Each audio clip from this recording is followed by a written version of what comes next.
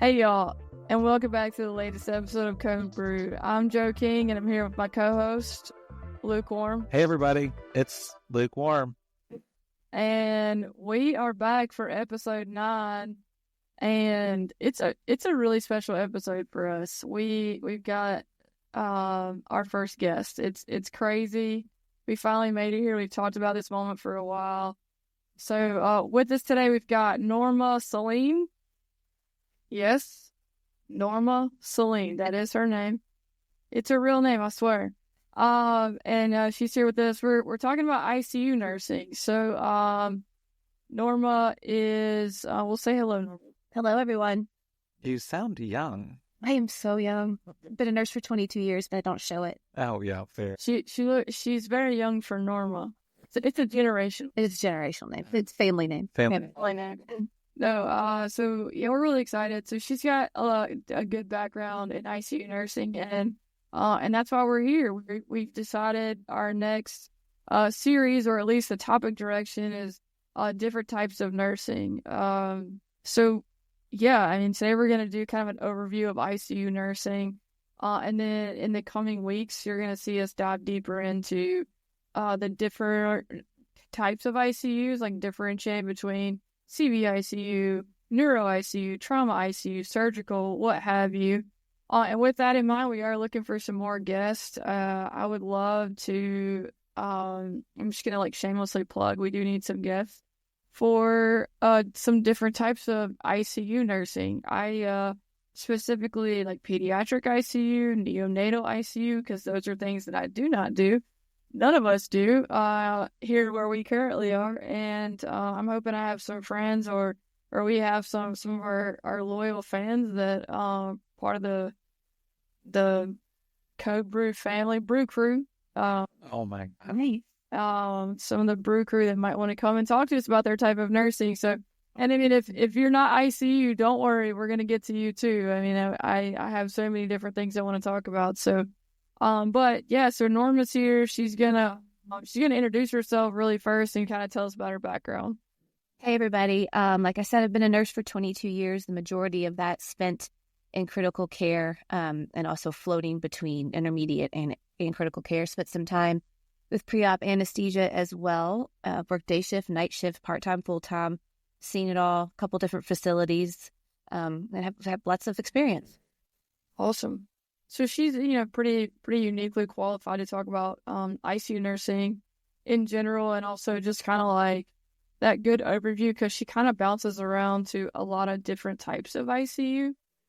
So we're really excited about that. Of course, Robert is here.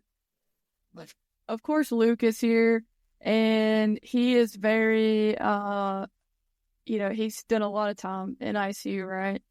I also get around. Yeah, he gets around. He gets around all right. So backgrounds and floating here between our cardiac units, surgical transplant, CVICU, rapid response team. I don't know, all of those fun areas. No PACU, no OR, none of that. But we'll get to those. They'll have their day. This is a day for me to, well, quite frankly, keep my mouth shut. So yeah, with my background in the ED, I am not gonna have a lot to say, but I'm gonna try to keep us, on track like I always do. So, no, we're really excited to have our first guest. How does it feel to be our first victim? I mean, guest. I'm excited. I'm excited for you guys. I think this is a great platform, especially for new nurses, the younger generation. Podcasts are huge. And it's information that you don't get in school, and you might not necessarily get from every preceptor you have either. I think it's good information to have from different views. Awesome. We're excited. Been planning for this day for a while, so I was super excited when I woke up this morning. Okay, as always, we will go over our disclaimer really quick. The views and opinions expressed on Code Brew are solely our own and do not represent the views of our employers, professional organizations, or any personal or professional affiliates. This podcast is for educational and entertainment purposes only. It should not be considered medical advice. And while we're, hitting the housekeeping tidbits, I will do another shameless plug for our merch store. we would love for you to check out the Code Brew merch store at codebrewpodcast.myshopify.com. I'm really excited to see you like walking around with a, water bottle or a t-shirt or something with Code Brew on it. And, yeah, I think it's pretty cool. So I've got a few things. I've, passed out a few things, and I think the quality is pretty good. So anyways, shameless plug over. So let's get on with it. What is ICU nursing? And let's just start. Yeah, I'm interested. Like, I don't think I've ever really I know what it is in my head, right? But I'm interested in what do you say ICU nursing is? Because I guess care. Yeah, but I'm always, I don't know. Yeah. Well, I'm talking to students frequently about what it is, or people that are interested in going to it. But I don't think I've ever been this what's the definition of ICU nursing? But there's clearly a difference between somebody who's an intermediate or med-surg level. Yes, something can always happen in a patient that's strictly ICU, that is that sick, the acuity is that high.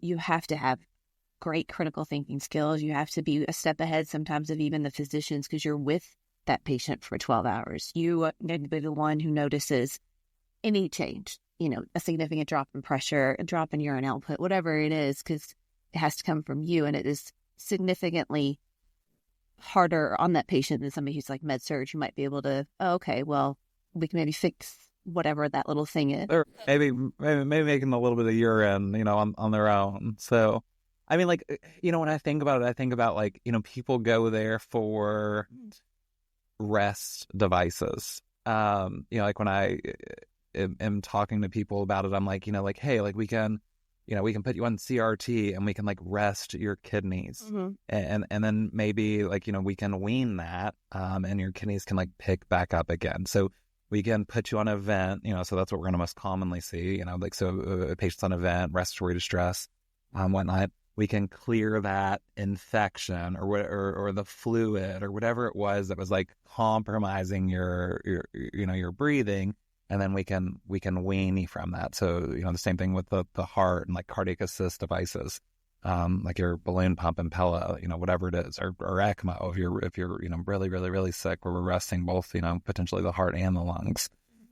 So, I look at it as rest, but why, when we have these, so let's say there's 5 patient ratios in other areas, and then, you're at a 1 and 2 patient ratio in the ICU, or that's what you're going to frequently see. A lot of that has to do with hemodynamics. So what is that? For someone that doesn't work in the ICU, what, someone's hemodynamically unstable. Why do we need to have them on that reduced capacity team? So you can notice, because they need closer monitoring. Something, if they're already unstable, you need to be able to say to notice if things change. Yeah. So because we're frequently monitoring. So minimum standard of care, we'd say vital signs is our vital signs are Q1 hour, so hourly. And I would always say that best or very good practice is going to be an arterial line. And I think sometimes when I'm talking to students, they don't necessarily get that. I'm why would we want to know their blood pressure every second? And I kind of have to explain it as even if we were taking it every half hour and it was a non-invasive blood pressure and it's at 120/80 right now, and then a half hour later it says 50/20, how long has it been? 50/20, so 29 minutes. Yeah, 29 minutes. Well, 1 minute, 29 minutes. We don't know, but we do know 20 to 30 minutes in a hypoperfused state. Sure. We're going to have organ damage, and someone that already probably has organ damage, because we know sepsis is the number one killer. We know that is going to deal with a hypoperfused state, and can ultimately end in organ damage due to that lack of perfusion. So, it's just interesting to think it through. So we're on a lot of really strong medicines, and seeing somebody's blood pressure continuously or having that closer monitoring allows us to intervene a lot faster. On floor, like, outside of the ICU, like people's blood pressures are more stable, and, maybe we treat systolic blood pressure over 160 and it's 165, and, it takes somebody 15 minutes to tell me that, like, that's okay. Right. Like they're going to make it. This, 50 over 20. They're not, yeah. We got some beeping that's going on. We need to be in there. Like, I don't need to go down 2 hallways and to the left and, pull a medicine. Like, they're probably already on a drip that we're going to titrate up. So yeah, so like these patients, so a lot of them are going to be on pressors. So we're like increasing their blood pressure. Some of them are decreasing their blood pressure, because it's too high. More often than not, I feel like we're usually raising. I feel like we're on the up, but everyone's always see like the nicardipine, whatever. Rarely we're lowering. Yeah, but it's I always find it weird when we're lowering. I'm like, oh, you feel comfortable. You know what to do. Well, it's just it's like you're so used to want to go. Right. I always, I'm like, I need that map of 65. I need that map of 65 or 85. The GI team here now. Oh, okay. Yeah, so that's probably a thing with our liver patient. Yeah. So always provider specific, but frequently, and for the NCLEX, I think you'll probably see. Yeah, I don't 60, 65. 65. Some teachers teach 60. They still actually say, I think 30 cc's of urine an hour. Like, rather than considering like, okay, well, the patient's got 4 liters of fluids going in them every hour from all these pressors that we have them on. Is 30 cc's enough? And that goes to the critical thinking, because, you can say, well, they've got their 30 cc's an hour, and it's like X amount. It's like, okay, but I'm putting like a liter of fluid into them every hour. So like, if so in a shift, I put 12 liters in them, and then they had 360 mils of pee. Really, we're plus 24 pounds. We know that's in their lungs, right? Like, we've gone from 40% on the vent to 100% on the vent. Yeah. Like, there's, it's got to come out somehow. But you're right. That does come with critical thinking and being in a clinical setting and understanding that. Yeah, one thing that like really helped me was, I started on the floor at a non-ICU unit. Reading those provider notes, like where it would say like GI, like what it is that we're doing, cardiac, what it is that we're doing. So I could understand that. In the ICU, I mean, there's rounding, and you're talking over every system, and then that's helpful. Your providers are more available to talk through stuff. I mean, when somebody told me the other day, it was like, oh, why aren't we giving this patient Librium? It's like they're like detoxing. And they're like, well, we don't use Librium at liver patients. And I was like, detoxing, like, isn't that all liver patients? Like, apparently we use phenobarbital. But I was like, is this new? Like, is this new? And we should always be researching. We should always be looking, but that's how I'm used to Librium. I still have questions about it. I've got something to look up. Yeah. It's like, when did this come about? I did actually have a patient on phenobarbital the other day. Yeah. Mm-hmm. So it's a thing. Yeah. We're going to see more and more of it, I guess. Well, that's the thing about nursing. There's always new research. There's always new, even though that's not a new drug, always new drugs. In fact, it's like a really old drug. Yeah. Even if you've been a nurse, you still have to ask questions. Well, if we didn't learn to make things better, we'd still be using, leeches. Leeches, yeah. Oh, Typhoid Mary. Typhoid Mary. Yeah. Oh, gosh. I was watching a show about her the other day. Was that? No, Drunk History. Drunk History? Typhoid Mary. Yeah, there's an episode. It's pretty good. Preferred. It's one of the things that I thought it'd be cool to mention, though, is like some of the differences in the settings. I mean, I think one of the advantages you have in ICU is the ratios. Obviously, you are able to spend so much more time at the bedside because of the ratios, but also well, you live in the room. Yeah, you basically do a lot of the times. Yeah. I mean, but you also have a doctor right there. Yes. I mean, or an advanced practice provider. Yeah. You have a provider typically right there in the unit. So when things, and a pharmacist. Yeah. My favorites. And respiratory therapy. You have all the resources you generally need in the unit, which is very nice, especially when you have And helping a hand. question Yeah. or, or something doesn't look right or, whatever it might be. Much more of a team than maybe sometimes you have in a mixed acute or med-surg intermediate level of care. So I think that's cool. But I think some of the other things that drive like ICU, for me, a notable thing is like there are policies, that say you cannot give some things outside of the ICU. So like some of these people are getting admitted, because they need closer monitoring, but it's also because they need like certain medications or certain therapies that cannot occur outside of the ICU. And shouldn't occur outside. Well, and a lot of times, so like, assessments that are Q1 hour, like that can't happen on a 4 or 5 patient. First said outside of comfort care, we're not going to utilize that. Most forms of sedation outside of comfort care, right? Those pressures that we talk about, I mean, they just generally don't happen outside the ICU. It's not titratable. Yeah. Right. Yes. Which I think. But in most places, they don't happen outside the ICU. Yeah. We have like, one unit where we do some things, but even that's pretty, I mean, ours is just kind of a special case. So like, yeah. Yeah, I've never worked where we could have LevaFed outside of an ICU. Right. So, but yes, I mean, that's something that we do here, but, no, I think you have touched on some great points. So with those things in mind, is there anything you want to? Oh, I think I would just like say that, like these patients, so they're sick, like they're here with an infection or high propensity to get an infection. And, I would just say, while it's those central lines help us a lot and those Foleys help us a lot because we want to know about urine output and we want to know renal function. We want to have access, to get labs and to give our medicines, and people are intubated. Just knowing that all of those are sources of infection and really like, I would say another reason for,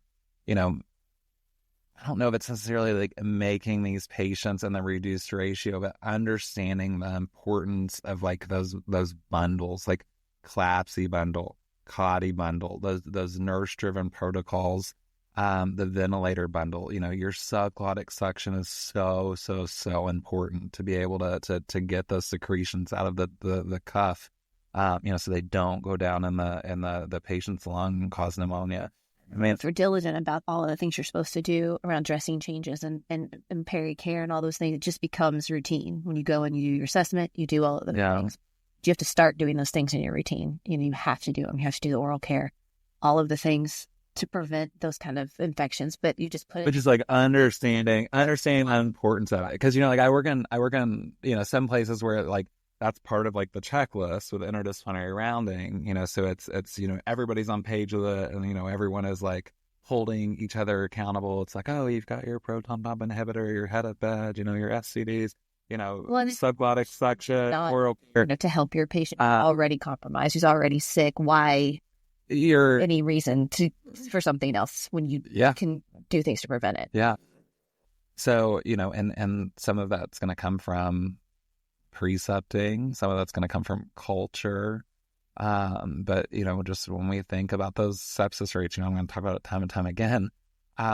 It's every hour of delayed treatment for sepsis, which these people are probably already being treated for sepsis, but every hour of delayed treatment is like 7.4% increase in chance of mortality based on what they're here for.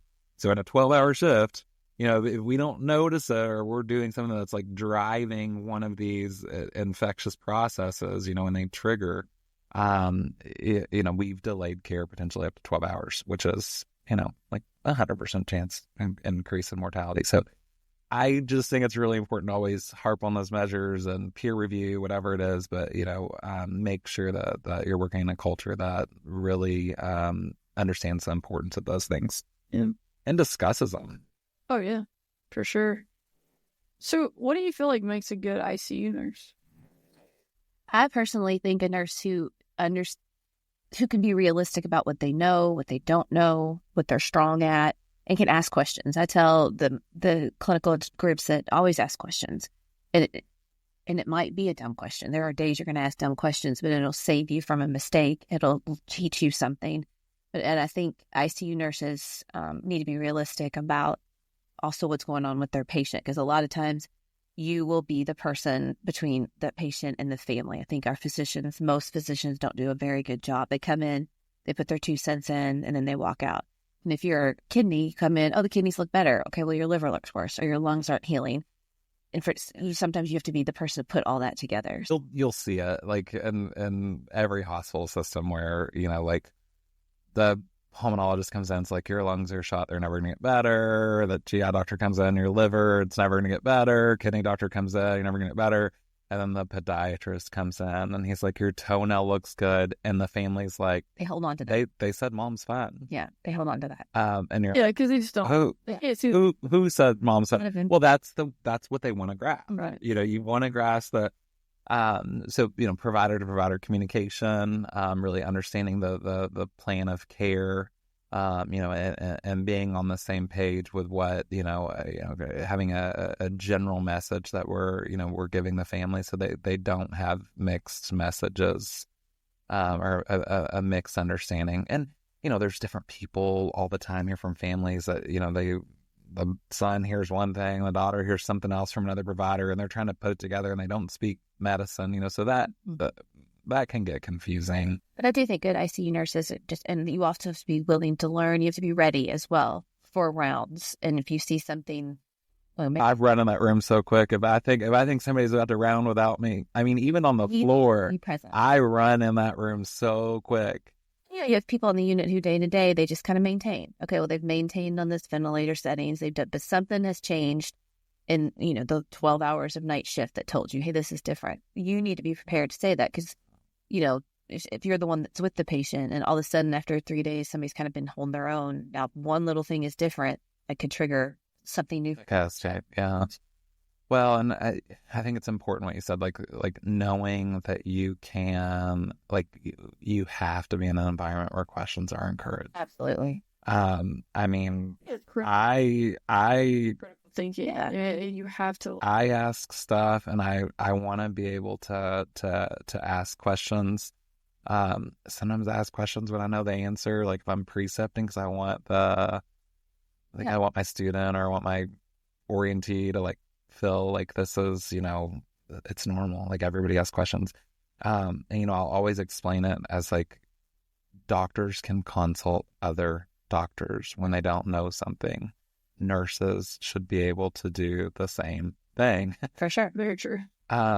So you're not expected to know it all, but you work everywhere. You're expected to get... never taking care of transplants. Like the ICUs I had worked in, we didn't do transplants at the previous hospital. So I had a lot of questions when I started working on the surgical ICU and on their transplant floors. Sure, you learn it in school, you hear about it, some of these drugs, but it's a different environment when you're in actual practice. When you're in a facility that actually knows transplant. So that was, and I had no shame in asking, why don't you do this? What is this? Well, it shows you care. It shows you care. Right? And if someone's, if you're in an environment that doesn't encourage questions, run.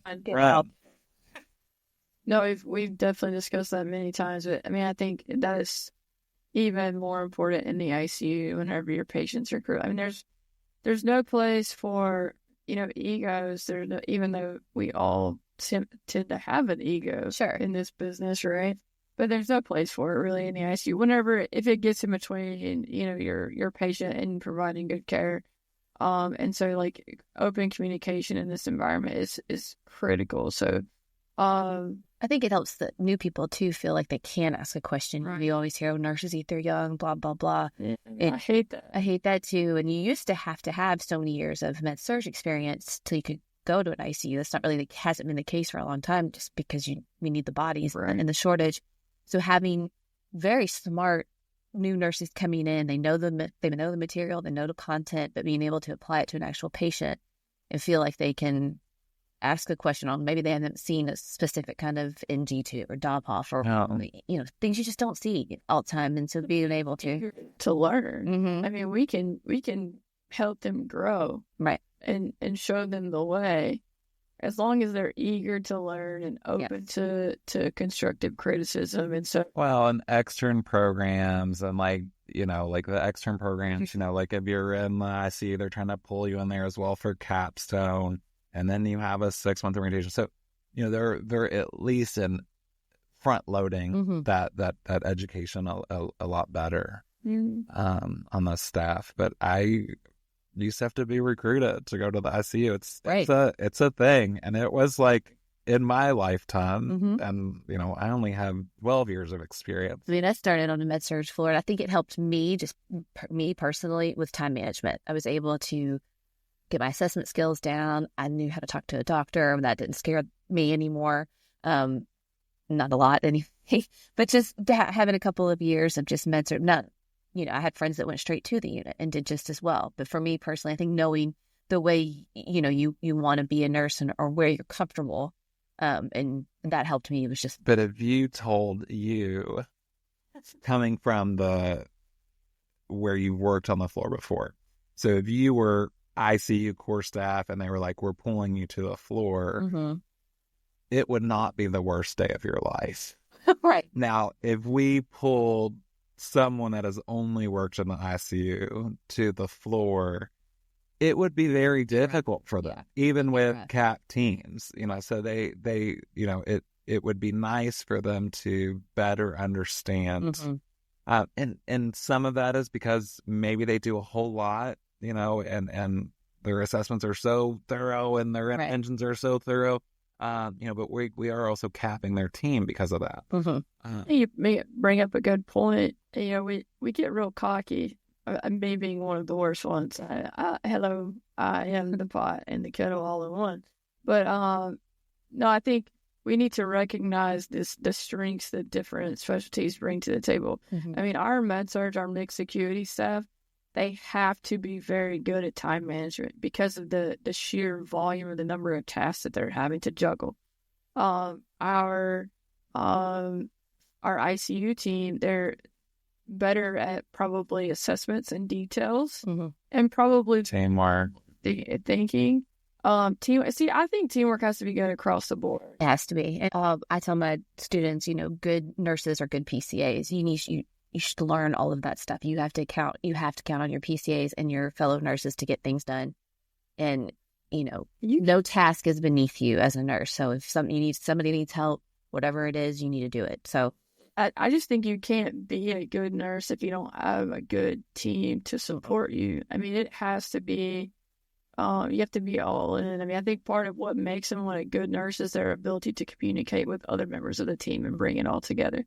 Because we all know that we're usually the one that's, tying the bow around everything. We're keeping it all together. We're coordinating the care.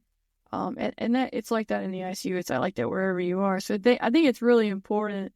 We don't get so, I hate to say this, but like sometimes elitist, like, oh, I work in the ICU, like we're better than other people. Right. Or I do this, or I do that, whatever the case. And the ER can be like that. We get real cocky with, we're ER. I kind of feel like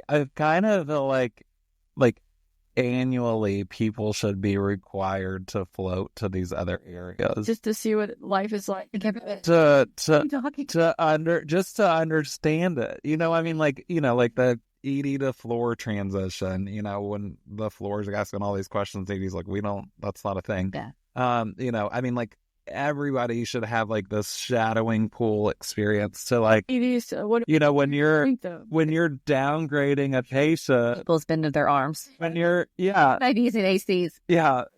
Why do you do that? But when you're downgrading a patient from the ICU, like and it's going to a 5-patient team and it's been on a 2-patient team today, and there's 2 that you can downgrade, if you had worked the floor before, you might be like, oh, well, Molly, maybe we shouldn't send Molly out right now. We're only sending 1 patient. Molly probably shouldn't go to a 5-patient team. Right. True. We, our jungle gym should stay here, whatever it is. We should send the more appropriate. While they both have downgrade orders, they they probably have two different patients, and there's one that since they haven't worked the floor and they don't understand that workflow, symptoms are probably making the decision that's easier for them. Right. Yeah. No. Yeah.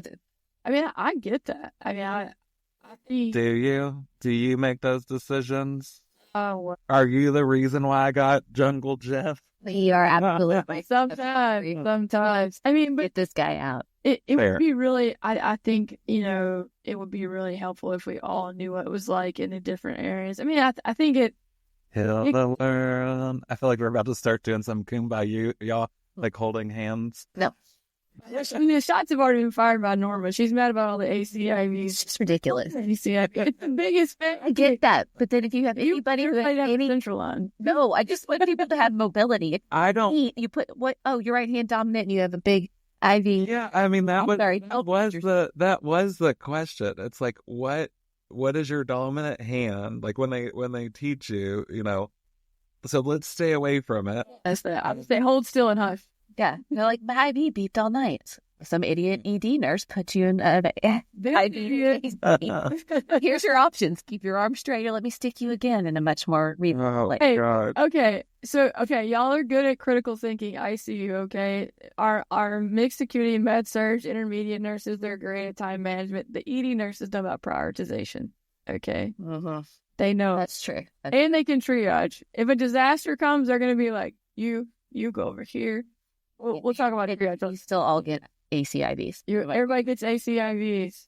Hopefully a 16 or a 14. 14s. But that railroad's Where's the right level 1 infuser? Oh my God. Okay, so good ICU nurse. So teamwork, I think. What about emotional resilience? What about coping strategies? I mean, they do see some of our more challenging conditions, right?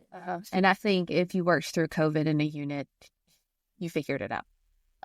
But yeah, I think there are times where I go home and it's a heavier day than other times. I've always found like the younger patients, to me, I have a harder time with younger patients. Oh my goodness, why I couldn't work in peds? No, I know. Yeah. I could never do peds. Well, especially having children, peds was never I couldn't do it. Then there's cases that, are just devastating. I mean, there are some medical conditions that are just awful and awful to see families go through. So yeah, I mean, you have to have some a good support group of your own, whether it's nurses, whether it's friends outside, whether it's family, what if it's a dog, whatever it is, just an outlet. Because nursing is sad. It's real sad sometimes. Yeah, we tried to cook. I mean, you see some good things, but it is, I think one of the things that was hard for me at first, and now I don't realize it because I am going to so many different places, but when I was like anchored on a unit, like someone would leave and like I don't know what happened to them. Right. Like I'm like, did they get better? Like did they, like that was, because you spent such a long, like months with them. And then it's like, oh, what happened? That happened the other day. I saw with a young patient, and she ended up getting a new set of lungs, and I saw her walking out. She came in for therapy or whatever, and I saw her walking out, and it just was... So you've seen a transition. Yes, and it was just so heartwarming. She was so happy and so full of life. Because when I had her in the unit, she was none of those things. Right. And had she not gotten lungs when she did... That's really emotional. It's very emotional. And she's like a few years younger than me. But that's the good. That's the good. That's the good. Yeah. So when you can get those wins... You hold on. Yeah. They should have... those. These patients should have required follow-up with us. I need a 3-month check-in, a 6-month check-in. No, I feel the same way. I mean, as an ED, we never know. Right. I mean, they're not with us very long. We send them upstairs. We hope, we send them to y'all. We hope you keep them alive, that you get them better. And there's always that one, really, what happened. And you do occasionally, especially when I worked in like trauma, like they would months down the road, maybe even longer, they would come back in because they had like those trauma outreach people and come back in and meet the people who worked on them and stuff. And you'd see those positive. But yeah, I mean, I could think of one guy in particular. I mean, I kind of had one of those moments. he came in, and this was many years ago. This was not even in this current state where I live, but came after a boating accident, and I mean, was torn up.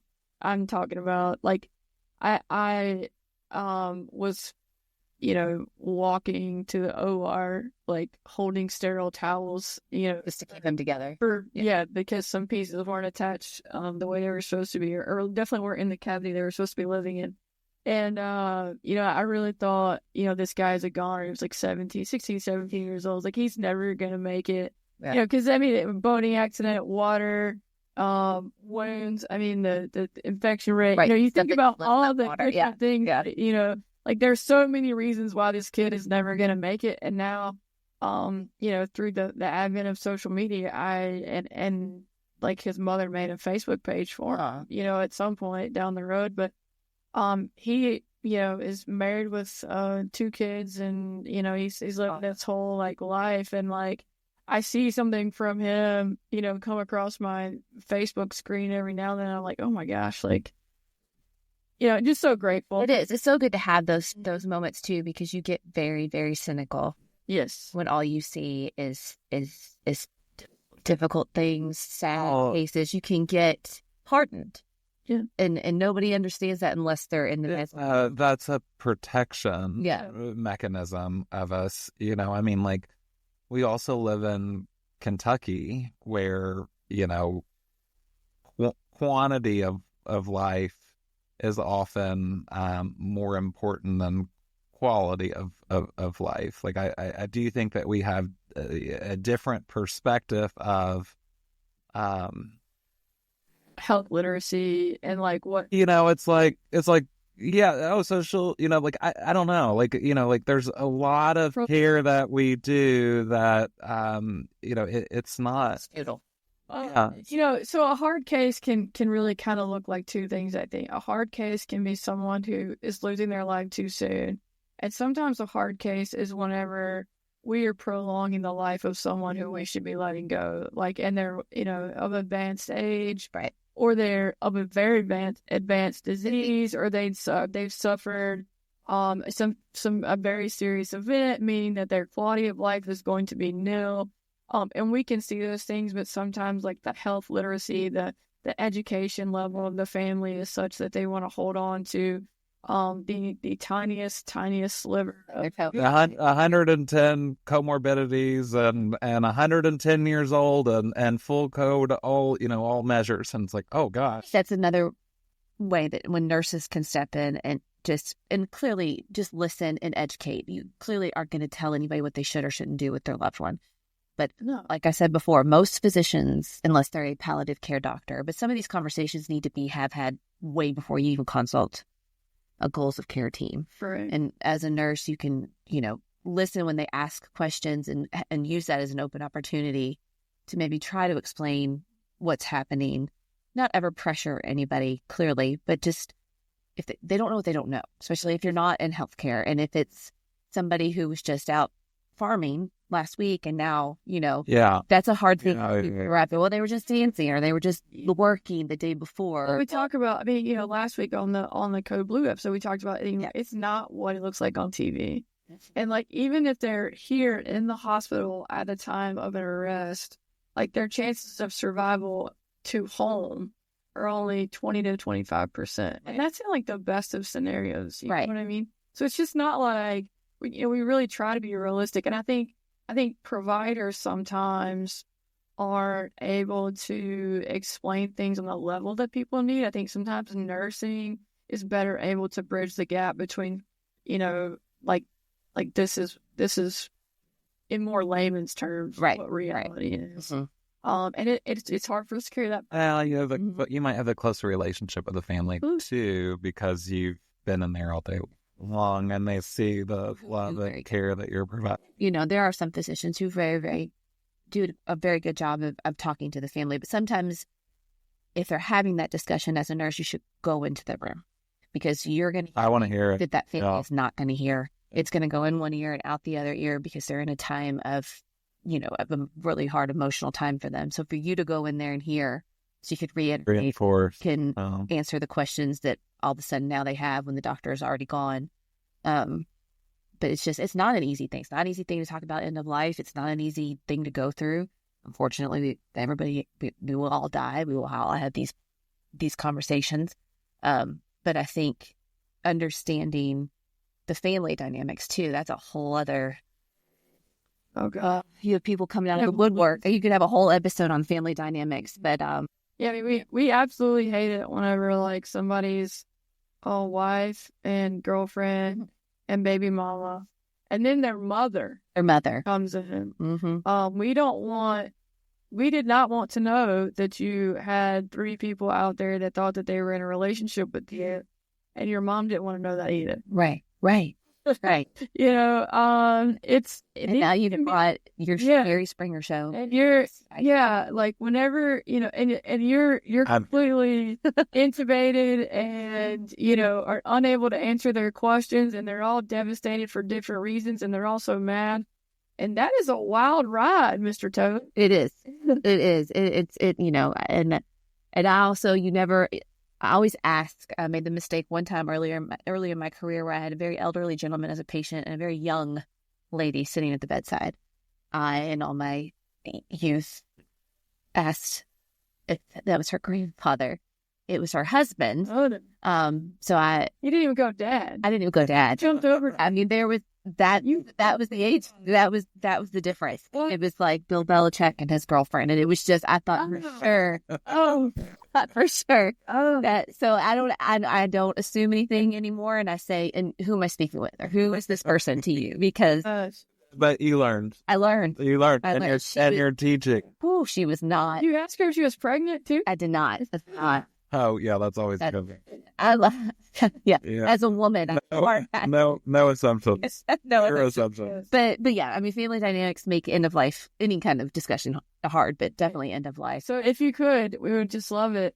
Patients out there, if you could just get your life together before you get, Even if you need to slide us a note, this person's okay, this person shouldn't talk to this person, just give us a heads up.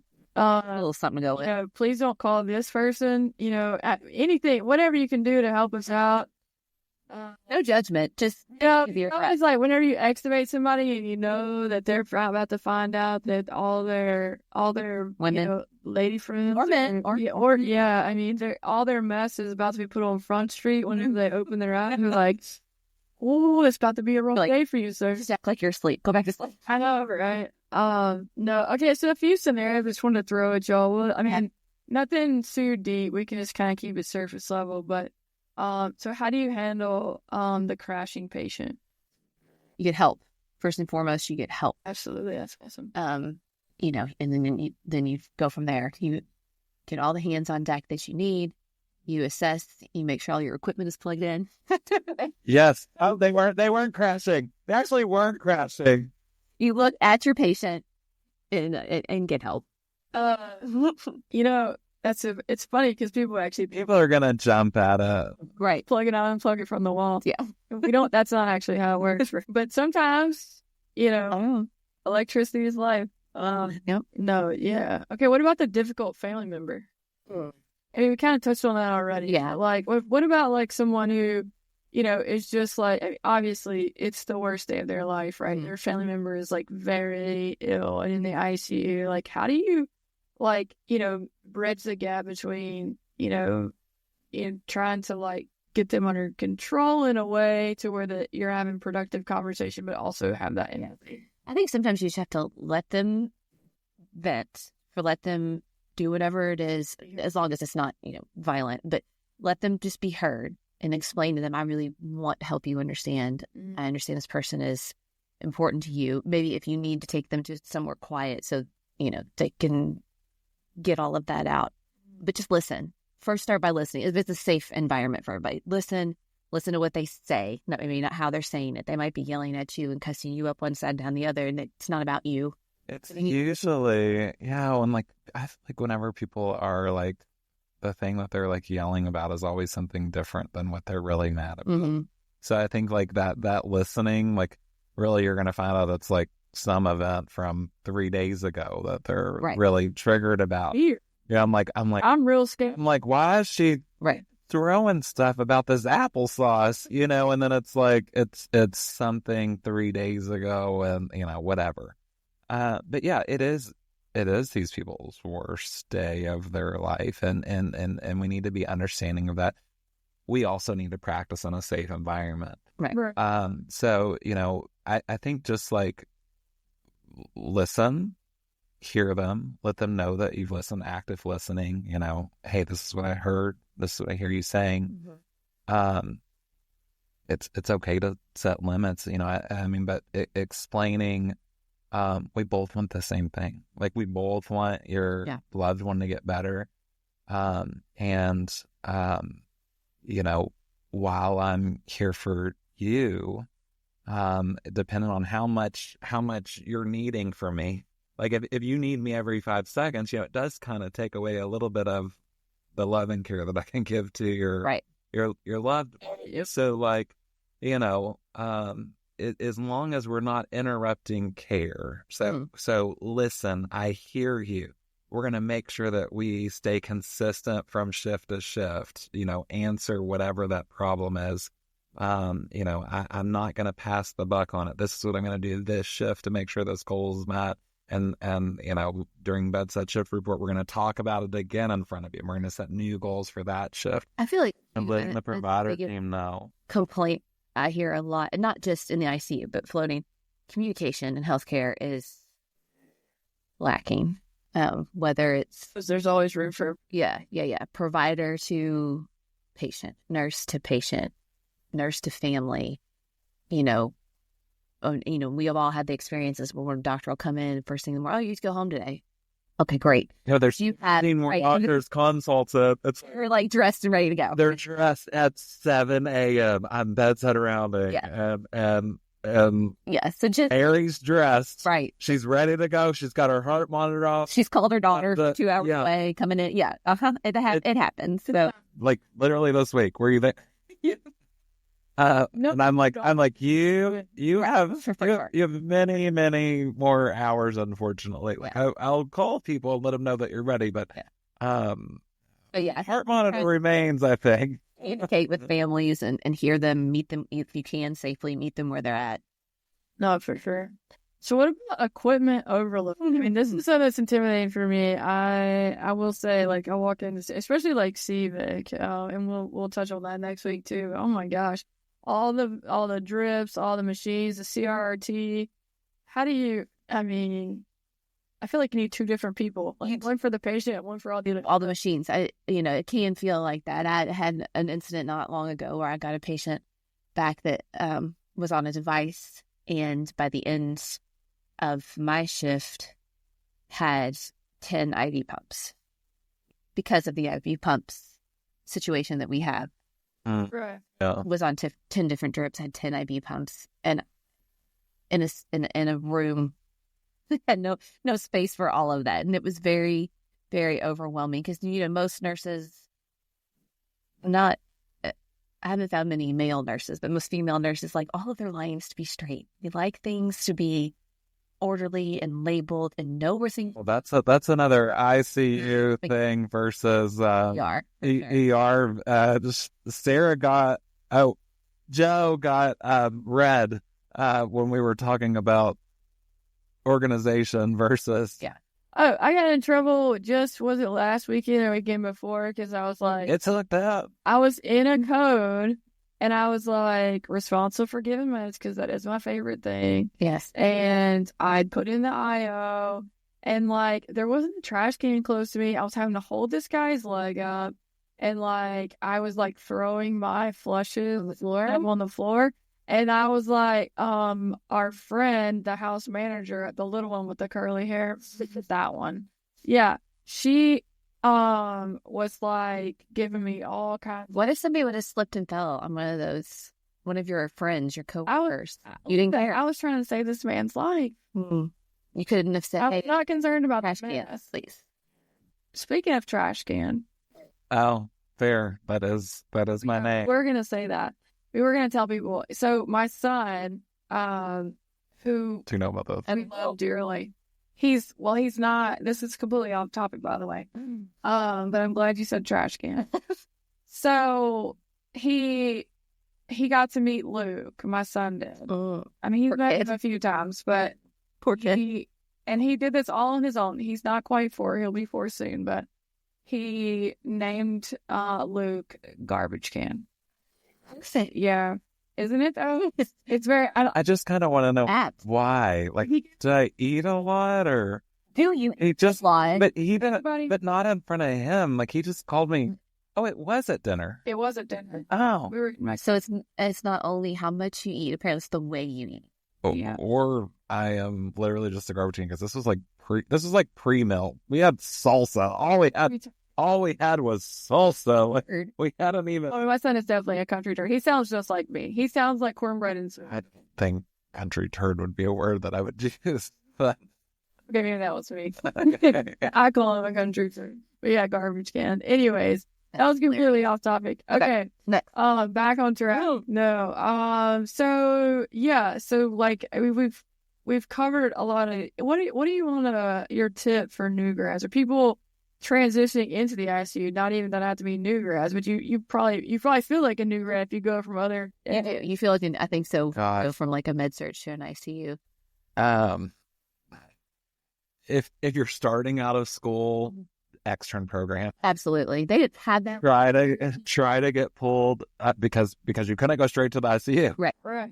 Very true. But oh my gosh, extern program, capstone, in that area if possible.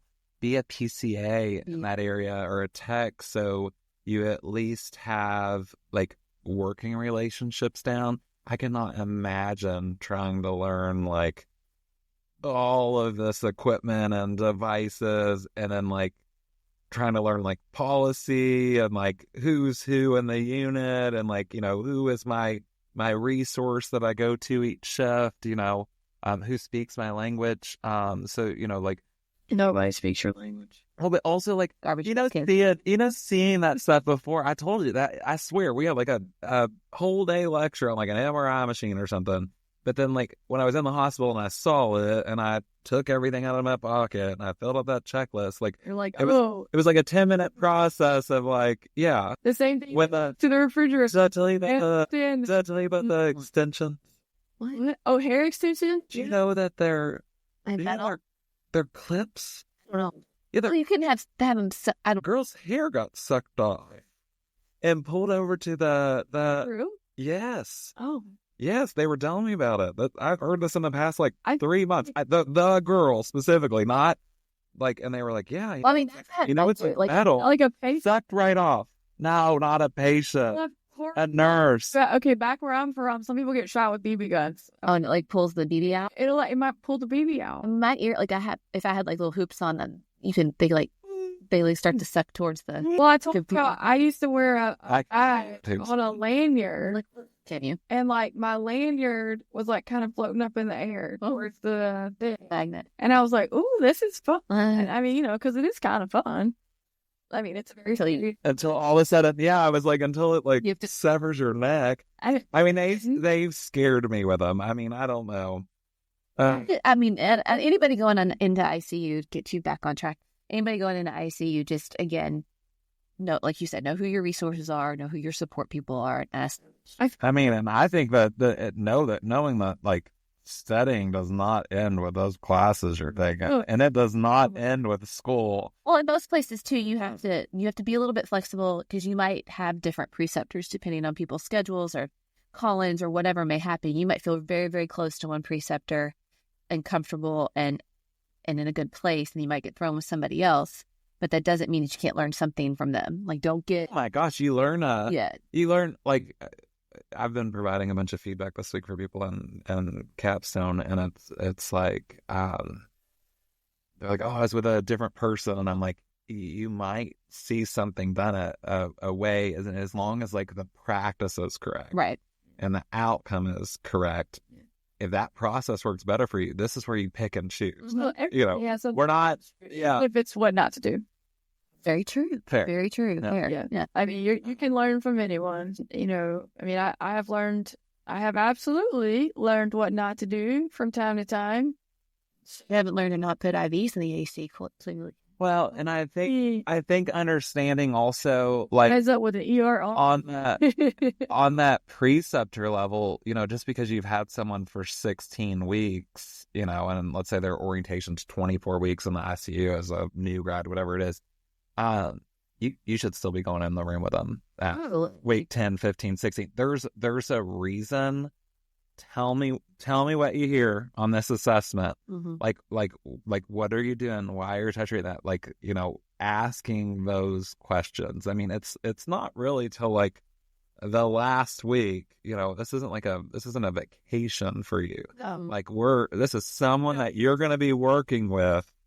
The thing this is going to be you want to make sure that they're competent and every single interaction is a learning moment. It's kind of hard to even impress that upon students because they're just going in there to discharge them. And I'm like, all the discharge education, like, you don't think that's important to know, like, get in there. Are they just going in there to do a quick assessment? It's like, well, what is it? Do you know what a quick assessment is? Right. Like, get this.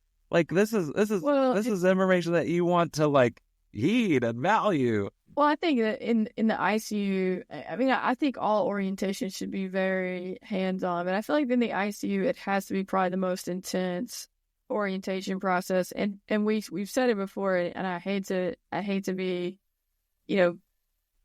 crass or a little tough, but it's being a preceptor, especially to ICU, especially to a new grad, is not the opportunity to sit on your ass. Not at all. It's not. Not at all. Well, that doesn't benefit they have anybody. a lot to learn. Doesn't benefit. You have a lot to teach, and it's a lot of responsibility. And whenever you take it on, you got to be ready to get you got to put the work in. So yeah, and you have to know how to talk to people because, like, again, they don't know what they don't know, so you can't. They don't even know what questions to ask. Right. They don't even start. There needs to be somebody in there for them to ask questions. Exactly. Yeah. But it doesn't, you put your patient in danger. You put that nurse doesn't feel competent when, they're just flying by the seat of their pants. Yeah. So, utilize all the resources to learn. But yeah. So, I looked at, tips for new grads. Mm-hmm. So, I came up with, study your meds and drips. I think going into the ICU, especially as a new grad or anyone transitioning to the ICU, you are going to have a whole new set of meds to learn and understand. And titration is a big. Quickly, you can titrate in while we're waiting 3 minutes before we titrate again, or 30 minutes before we titrate again. And quite frankly, and every single drug has a different policy and procedure for it.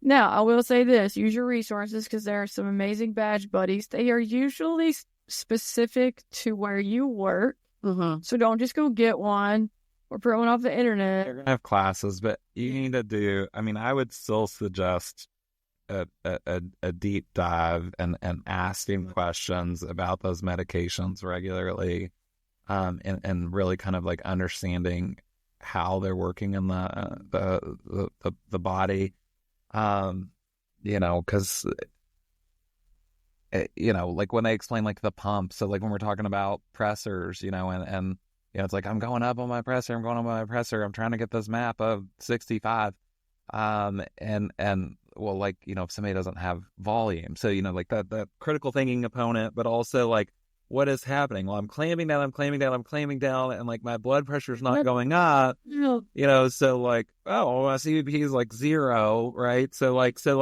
understanding that, like, if I clamp down and nothing's there, I've got a liver patient and all their fluid happens to be outside of their vasculature right now. Let's pull it in with some albumin or whatever. So, critical thinking, but also like, understanding that, meds work under certain conditions, such as. And if you don't know what your med does, please don't give it until you know. Yeah. Somebody tells you. Yeah. But find out first. Yeah. Hopefully it's in your orientation. Whenever you're like looking around the room for an adult and you realize that you're the adult. Yeah. Yeah. We actually have. I'm always the adult. We have gotten to that point in our lives where, well, Luke's not, but we are the Wheezy. I'm really the adult. Yeah. Older. Oh, you are. So if I wrapping up, I have one question for you, Norma. Do you have any superstitions, nursing I superstitions? thought you were going to say superpowers. I have so many superpowers. No, superstition. Occasions. I mean, like every other nurse, you don't ever use the Q word. You don't ever use the quiet word when you're having a good shift. We used to, when I first started, if we would have somebody pass, we would have little windows at the bottom. You couldn't have that anymore because people were trying to climb out of them. But you would open it to let their soul soul leave the buildings here. We could adapt. Hospital wasn't haunted. Some people flush the toilet. I've heard that. Oh, somebody dies. I'm like, I don't know that's where I want my spirit to go. But... Okay. Oh, All right. Yeah. Just still talking to him. I told you that. Do you have any superstitions? I don't think any. You don't have any? I think Really? they come in threes. Deaths come in threes. Yeah. Yeah. I did during COVID. I had my worst night. We had 4 codes and they all passed, and I was done by the 4. And like in a couple hours span. I mean, I lost other people during COVID. I signed provisionals now. If I sign 3 provisionals in a day, I'm like, I'm done. Done. Yeah. You can save them for night shift. There is a certain person that if I work with, I know it's going to be a difficult night. Oh, is it me? Is that a I think it's you. You're the problem. Yeah. It's only like when we're paired together, like we're finding weird stuff. Our energies don't match up correctly. Maybe that's why we never win at bingo when you come with us. It is you. It's you. Okay, you won $2. No. You also don't play pool taps without me. Not Oh God. last night, and I still lost. Well, we won $2. That's been on more pool tabs and lost that. So yeah, no. Your all's relationship is a whole different. But you didn't win at bingo, right? The podcast. Oh, but did you win at bingo? No. Yeah, there was no winning at bingo. I wasn't there. You didn't win at bingo. So what's the? Oh, maybe so. The person we were with was there. We're just trying to make you the problem. Maybe I spent too much time with me and it rubbed off on me. Yeah. All right. That's a suspicion, or what did we just say? That's a What did my gut say? I'm not. He a little stitches. He only speaks one language and he still can't get it right. Yeah. Here. So thank you, Norma. Thank you for having me. This was fun. Yeah, I love it. And thank you for having me. I had a lot of fun. Yeah, we've enjoyed it. So next week we're going to have our CVICU friend is coming on. And her name is Laura Zapam. Oh, that's a good one. Oh my gosh. Yeah. That's what she chose, man. Laura Zapam. I like it. I'll be honest with you. Somebody on here is going to go by Lucy Goosey soon, okay? Because that's what ChatGPT came up with her for. Or Misty D. Meaner. What do you think about that? Oh my gosh. I know. It's funny. You're laughing. Okay. So yeah, this is just the beginning of our ICU series. We're gonna be diving into some more. We've lined up CVICU, like I said, for next week. Already talking to somebody about coming on for trauma ICU. And we have someone that we want to ask for medical ICU. So we're reaching out. Surgical ICU and neuro ICU. If you are of that specialty and you want to be our guest, please reach out to me. Through our socials or on Code Brew Podcast at gmail.com. And I would love to talk to you about it. And we're having a good time with this. I'm excited about this CVIC episode next. Yeah, I'm interested to hear what that person has to say. It's gonna be fun Too. I don't know. Yeah. Well, he works CVIC. I thought it was CVIC. So tune with us next time. Last plug for the merch store. Visit us at codebrewpodcast.myshopify.com for all your Code Brew gear. And like always, stay caffeinated, stay curious, and we'll see you next time on Code Brew. Bye. Bye.